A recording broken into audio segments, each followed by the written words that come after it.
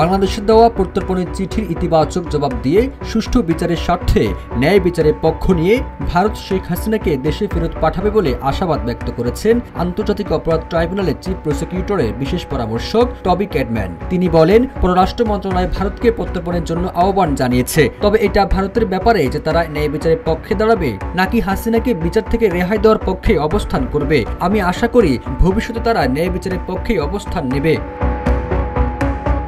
তিনি আরো বলেন, চিঠির জবাবে ভারতকে ইতিবাচক পদক্ষেপ নিতে বাংলাদেশ সরকার জোর করতে পারেন না ঠিকই, কিন্তু আমরা আশা করতে পারি যে তাকে এদেশে আনা হবে এবং বিচারের মুখোমুখি করা হবে।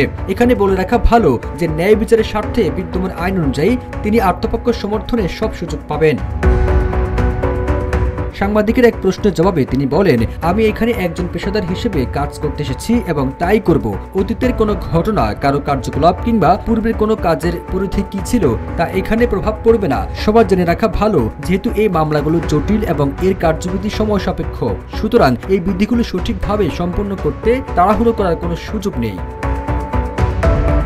ছাত্র জনতার গণ অভ্যুত্থানের মুখে গেল বছরের 5 আগস্ট শেখ হাসিনা দেশ থেকে পালিয়ে ভারতে আশ্রয় নেন। এরপর থেকে তিনি সেখানে অবস্থান করছেন। তবে তার পালিয়ে যাওয়ার পরেই হাসিনা সরকারের 3 মেয়াদের মন্ত্রী এমপিরাও বিভিন্নভাবে দেশ থেকে পালিয়ে যায়, আবার কেউ দেশের ভেতরে আত্মগোপনে থেকে যান। তবে এর মধ্যে গ্রেপ্তার হয়েছেন বেশ কয়েকজন মন্ত্রী এমপি।